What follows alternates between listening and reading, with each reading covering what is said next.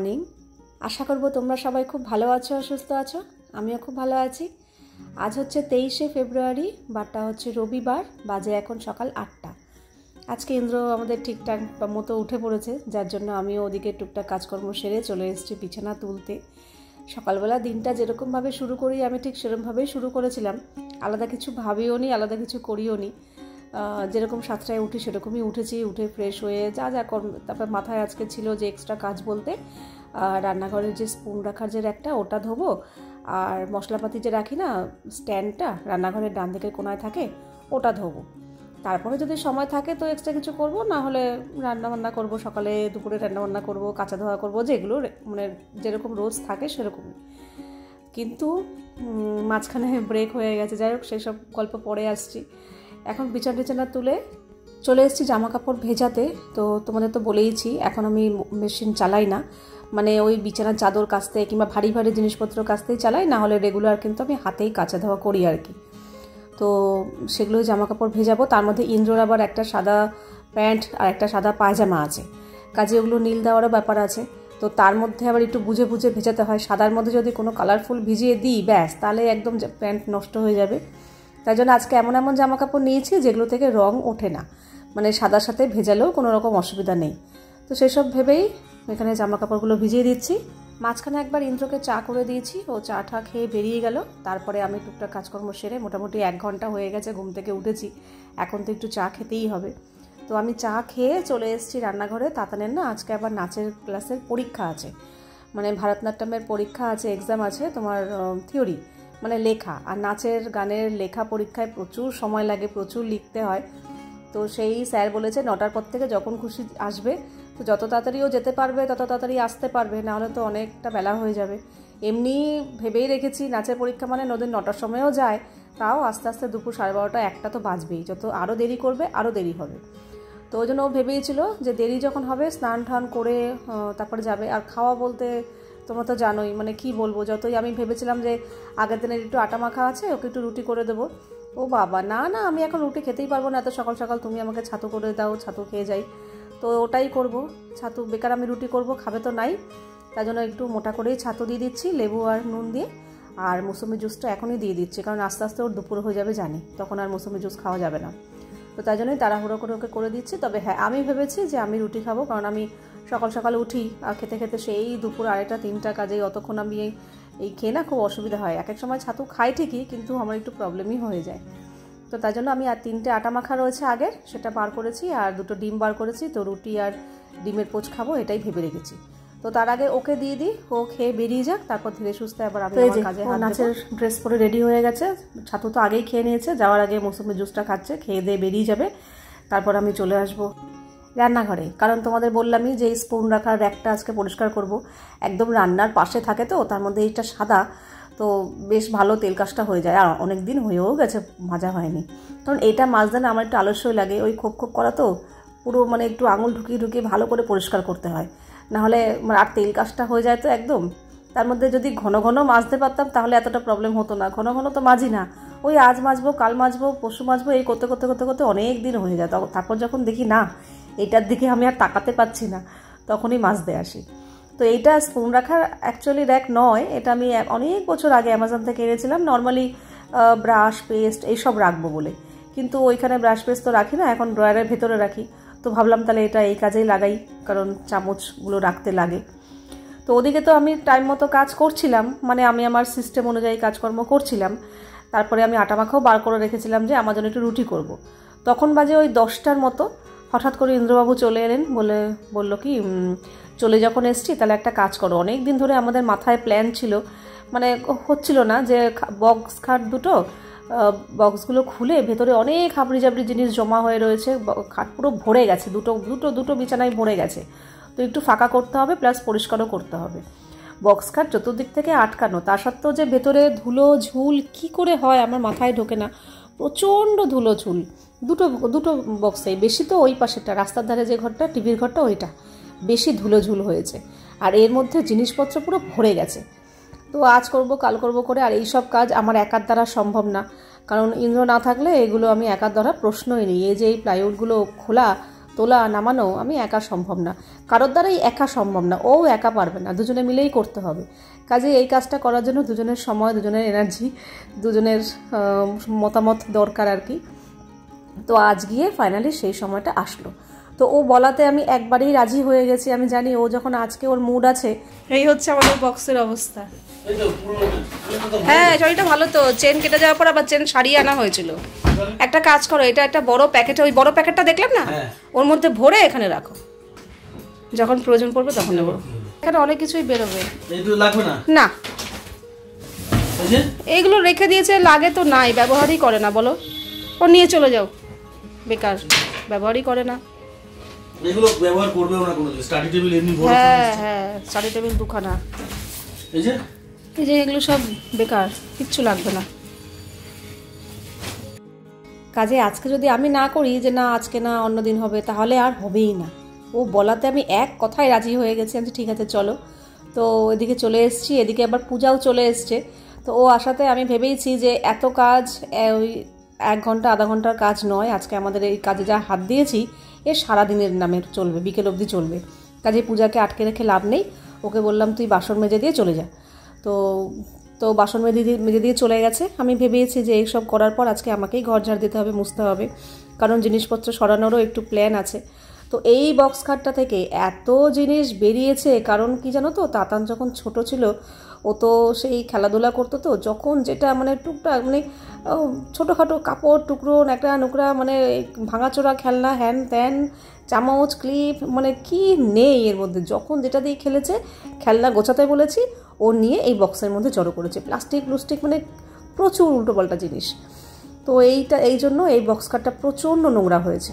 তবে হ্যাঁ, খেলনার জিনিসগুলো ফেলবো না, যত ভালো ভালো ওর খেলনার জিনিস ছিল, পুতুল টুতুল, যত ভালো ভালো জিনিসগুলো ছিল সেগুলো না আমাদের ওই যে বললাম না ভাঙার ট্রলিটা, ওই ট্রলিটা না আমার বিয়ের ট্রলি ছিল, যেটা তোমরা দেখলে বিয়ের সময় বাবা আমাকে দিয়েছিল।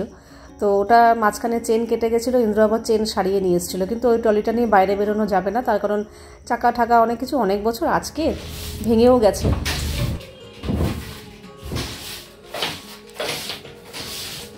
বাবা কি ধুলো,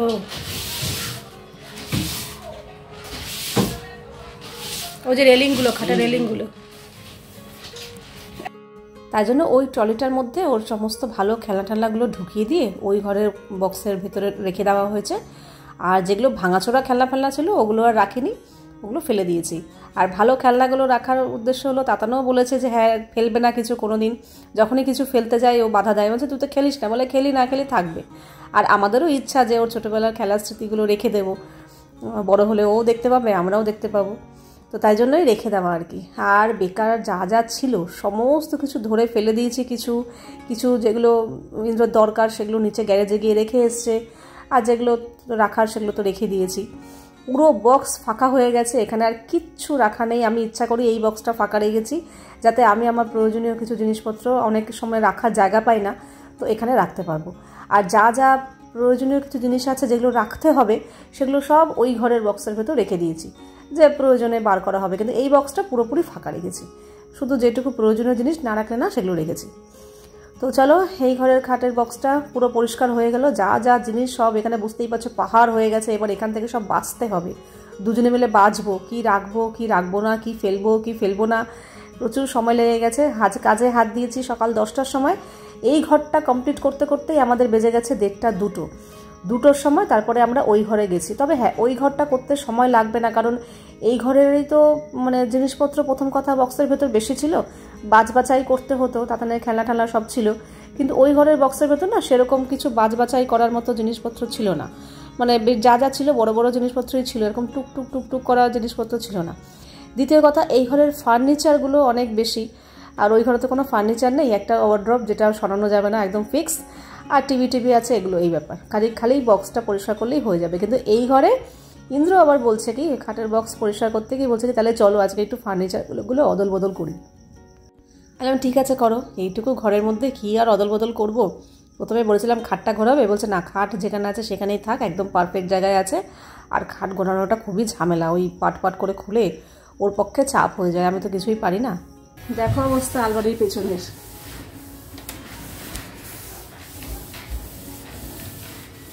ইস দিনের পর দিন বছরের পর বছর সরানো হয় না, তার ফল। এই পাশটা দিয়ে আসে ঝালে একটু ভালো হতো গো, তুমি দেখতে পেতে আলমারির পেছনটা। তো আমি আজকে কোনো রকম আইডিয়া দেইনি, বুদ্ধি দেইনি, সমস্ত পুরো আইডিয়াটাই ওর। ও যেরকম চেয়েছে সেরকমই করেছে, আর আমারও খারাপ লাগলো না, বললাম থাকবে, ঠিক আছে সেরকমভাবেই করুক। এত বছর তো টানা এরকম ছিল, তো একটু না হয় অদল বদল করলে একটু একঘেয়েমিটা কাটবে, একটু অন্যরকম লাগবে। তবে হ্যাঁ, আলমারিটা এইভাবে রাখা হলো ঠিকই। আলমারিটা সোজাসুজি থাকলে কি হতো, সামনের ডিজাইনটা দেখা যাচ্ছিলো, ভালো লাগছিল, কিন্তু এইভাবে রাখাতে এরকম সাইড হয়ে গেছে, ঘর থেকে দরজা দিয়ে ঢুকেই এরকম সাইড দেখা যাবে ঠিকই, কিন্তু সামনে না অনেকটা জায়গা পাওয়া গেছে আলমারিটা ঘোরানোতে। তো আলমারিটা তো এইভাবে ঘোরানো হলো, আর ড্রেসিং টেবিলটা তো পাশেই আছে, পাশেই থাকবে। তবে আরেকটু প্ল্যান আছে, তাতানের যে স্টাডি টেবিলটা এখানে আছে না, এটাকে ঘুরিয়ে ওদিকে নেব। আমাদের যখন ফ্ল্যাট হয় তখন আমরা দুজনে মিলেই প্ল্যান করেছিলাম তাতানের জন্য একটা স্টাডি টেবিল করা হবে, আর সেটা এই ড্রেসিং টেবিলের পাশে যেখানে শোকেসটা আছে ওখানে রাখা হবে। তার জন্য ওখানে একটা ব্ল্যাকবোর্ডও করা রয়েছে, যে প্লাগ পয়েন্ট করা রয়েছে আর কি, যাতে প্রয়োজনে কাজে লাগে। কিন্তু এই শোকেস টোকেস রাখাতে, ড্রেসিং টেবিল রাখাতে ঢাকা পড়ে গেছিলো। তো ইন্দ্র বলছে যে আজকে এইটাই করি, শোকেসটাকে এইভাবে ঘুরিয়ে দিই, তাহলে এই জায়গাটা পুরো ফাঁকা হয়ে যাবে। আমাদের যেটা প্ল্যান ছিল যে তাতানের স্টাডি টেবিলটা ওখানটা রাখবো, তো ওইখানটাতেই রাখা যাবে।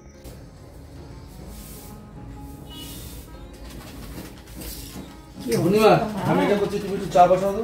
চা হবে? হ্যাঁ, কড়া পাখি চা বসাও। যাও যাও যাও, তোমাকে এখানে থাকতে হবে না। যাচ্ছি। তো এই তো শোকেসটা সরিয়ে দেওয়া হলো, আর জিনিসপত্রগুলো সরানোতে এগুলোর পেছনে যা নোংরা ছিল, মানে তোমাদের কি বলবো, যে এই সব জিনিসপত্র, ভারী ভারী জিনিসপত্র তো আর আমার পক্ষে সরানো সম্ভব না। আমি একমাত্র ড্রেসিং টেবিলটা সরিয়ে মুছতে পারতাম, মানে মোছাতে পারতাম কিংবা মুছতে পারতাম, ঝাড়তে পারতাম, এছাড়া বাকি আর কিচ্ছু সরাতে পারতাম না, না শোকেস না আলমারি, প্রশ্নই নেই। কাজে এর পেছনে প্রচণ্ড ধুলো হয়ে গেছে, দেওয়ালটাও ধুলো নোংরা হয়ে গেছিলো। তো আমি ওকে বললাম স্টাডি টেবিলটা রাখার আগে, শোকেসটা ছিল তো ওই জায়গাটা আমি আগে ভালো করে ঝাড় দিয়ে মুছে নিই। তার মধ্যে কোনো সময় মনে হয় ঠাকুরের তেল না কিছু একটা পড়েছিল, পুরো ওই জায়গাটা কালচে তেলচিটা হয়ে গেছে, কিছুতেই পরিষ্কার হচ্ছিল না, ঘষে ঘষে ঘষে ঘষে তুলেছি, তারপরে পরিষ্কার হয়েছে। তো আমি আগে ভালো করে ঘরটা ঝাড় দিয়ে নিলাম, আগে আমি এই ঘরটা পরিষ্কার করে ফেলার প্ল্যান আছে, কারণ তাতানা এখনও আসেনি, এখন ওই 1টা-1:30টার মতো বাজে। তো এরকমই প্ল্যান ছিল যে ও যখন নেই ততক্ষণে আগে এই ঘরটা করে ফেলি, ও যখন আসবে তখন এই পরিষ্কার ঘরে ঢুকতে পারবে। তো ওই ঘরটা একবার ঝাড় দিয়ে একবার কোনো রকম মুছলাম, আমি বললাম তুমি এবার এদিকে যা করার করো, তারপরে ফাইনাল আমি আরেকবার মুছে নেব। তো এই তো স্টাডি টেবিলটা জায়গা মতো রেখে দিয়েছে, তো ও আবার আলমারির দরজা খুলে দেখছে যে দরজা ঠিকঠাক মতো খোলা যাচ্ছে নাকি, সেই বুঝে ড্রেসিং টেবিলটা আরেকটু সরাবে কি সরাবে না। এই ঘরটা গোছানো হয়ে গেল, চাদর টাদর পেতে দিয়েছি, পুরো বক্সের ভেতর পুরো এখন ফাঁকা, আমি অনেক কিছু রাখতে পারি এখন। এই দেখো পুরো ফাঁকা হয়ে গেছে, পরিষ্কার হয়ে গেছে, অনেক জায়গা হয়ে গেছে।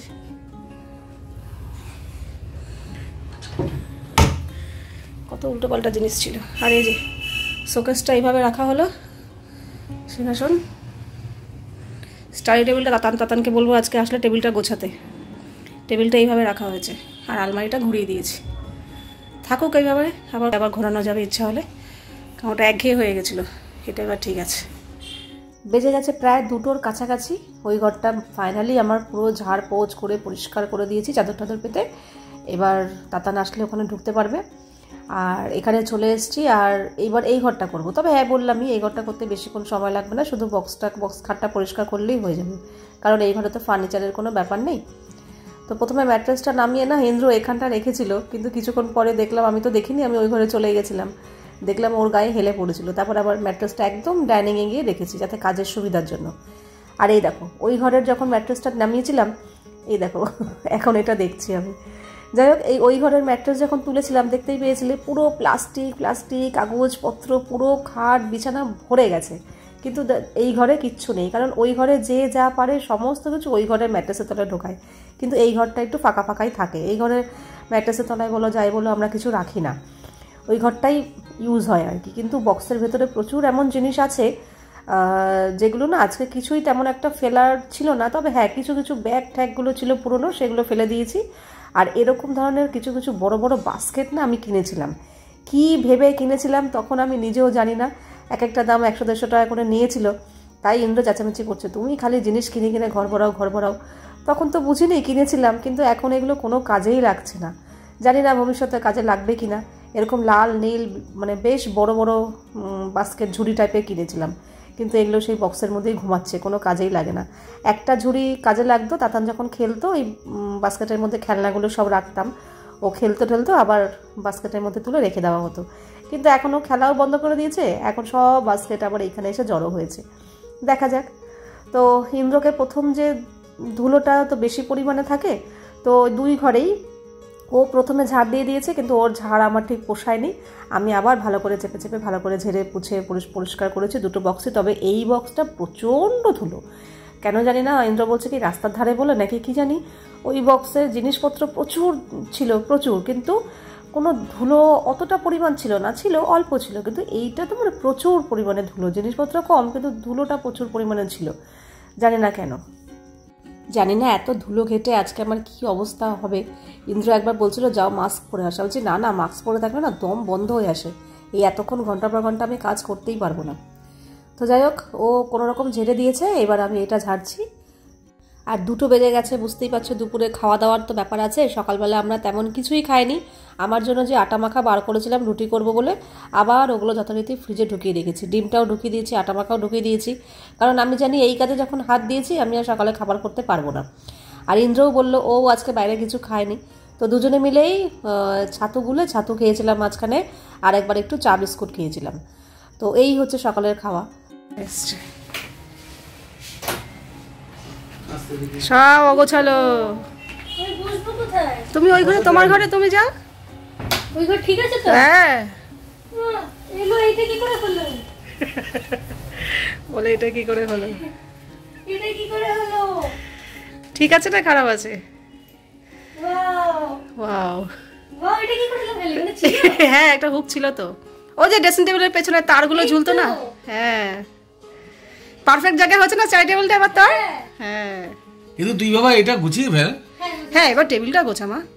ওয়াও, ঠিক আছে।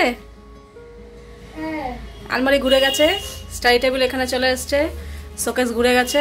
খোলা যাবে না তো পুরো? হ্যাঁ এই লক করো, লক করো, পুরো খোলা যাবে। তোর পছন্দ হয়েছে? হ্যাঁ, ঠিক আছে। কি ভালো লাগছে তো, কিউট কিউট হয়ে গেছে। আর আগেটা কেমন ছিল? তো চেঞ্জ হলে তো একটু ভালো লাগেই। তবে তুই এবার টেবিলটা গুছিয়ে ফেল, তাহলে আরো ভালো লাগবে। এখানে টেডি বিয়ারগুলো ধুচ্ছে। এটা কোনটা? কিন্তু এগুলো ধুলে কি ভালো থাকবে? হ্যাঁ হ্যাঁ, রোদে দিয়ে দেবে। ভালো থাকবে? হ্যাঁ হ্যাঁ, ধুতে হয় তো, এগুলো না ধুলে হয় নাকি?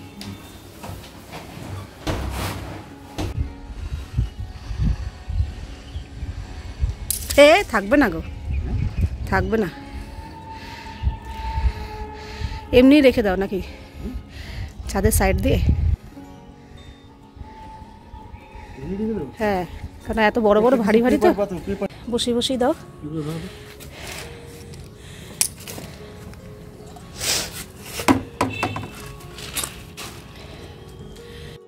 তো ভেবেছিলাম কি দুপুরবেলা সিদ্ধ ভাত বসিয়ে দেবো মাঝখানে এসে, কিন্তু ইন্দ্র বললো কি ছেড়ে দাও, এইসব কাজের মাঝখানে আবার তুমি ভাত ঠাত বসাবে। আর আমারও না ওই নোংরা জামা কাপড়ে রান্নাঘরে ঢুকে ভাতের হাঁড়ি ভাত বসাতে একদমই ইচ্ছা করছিল না। তার মধ্যে রান্নাঘরেও বাসন কোসন জায়গা মতো রাখা হয়নি, টেবিলেও নোংরা, ঘরটা নোংরা, মানে এত নোংরা নোংরির মধ্যে ভাত ঠাত বসাতে ইচ্ছা করে। তো ইন্দ্র বললো কি ছেড়ে দাও, তার থেকে আমি বিরিয়ানি অর্ডার করে দিই, ওই খেয়ে নিই আজকে। তো তাই জন্য দাদা বৌদি থেকে মাটন বিরিয়ানি অর্ডার করা হয়েছে। ও খেয়েছে দাদা বৌদির মাটন বিরিয়ানি, কিন্তু আমি আর তাতান খেয়েছি আলু বিরিয়ানি ডিবাপি থেকে। তো এই তো দাতানেরও খাওয়া হয়ে গেছে, আমাদেরও খাওয়া হয়ে গেছে। ইন্দ্র তো স্নান টান করে এসেই খেয়েছে, ওই টেডি বিয়ারগুলো ধুয়েছে, ধুয়ে স্নান টান করে এসে খেয়েছে। তাতান এখানে ঘুমিয়ে পড়েছে। আর ঘরটা না আজকে একটু অন্যরকম লাগছে, জানি না ভালো লাগছে না খারাপ লাগছে। আর এই যে তাতানের ফটোটা এখানে লাগানো হয়েছে, ঠিক টেবিলের উপরটা, ঠিক আছে। আর আমি এই রান্নাঘরটাও এখন পরিষ্কার করে দিলাম, পুরো ঘর দোর মুছে পরিষ্কার। ইন্দ্র এই ঘরে শুয়ে পড়েছে।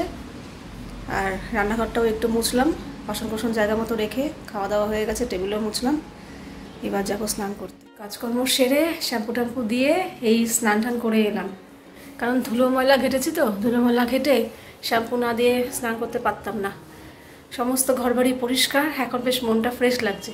তো যবে থেকে আমরা ফ্ল্যাটে এসেছি 2018 সালে, তবে থেকেই এখনও পর্যন্ত ওই একই রকমভাবে ছিল, কোনো রকম পরিবর্তন হয়নি, নাকি মাঝখানে হয়েছিল আমার ঠিক মনে নেই। তো তারপরে এই এখন হলো, এইবার আজকে হলো আর কি। তো থাকুক এরকম আবার কয়েক বছর, আবার এটা একঘেয়ে লাগলে আবার একটু ঘুরিয়ে দেওয়া যাবে। সব থেকে বড় কথা, সব জায়গা জিনিসগুলো নড়াচড়া করাতে জায়গা মানে জিনিসগুলো পরিষ্কার পরিচ্ছন্ন করা হয়েছে, নাহলে এই জিনিসগুলো তো আমার পক্ষে সরানো সম্ভব না। আর পেছনে প্রচণ্ড ধুলো জমে গেছিলো। যাই হোক, এখন বাজে 5টা 16। এই এখন আমি সমস্ত সেরে টুরে আসলাম। আর জামা কাপড়গুলো তো হাতে কেচেছি, আমি তো জানতাম না যে এরকম হবে, হাতে ভিজানো ছিল। তো স্নান করার সময় কাঁচা ধোয়া করলাম, করে ওয়াশিং মেশিনে একটু ড্রাই করে নিয়ে ব্যালকনিতে মেলে দিয়েছি। তো সকালবেলা যদি শুকিয়ে যায় তো ভালো কথা, নাহলে একবার গিয়ে ছাদে দিয়ে আসবো।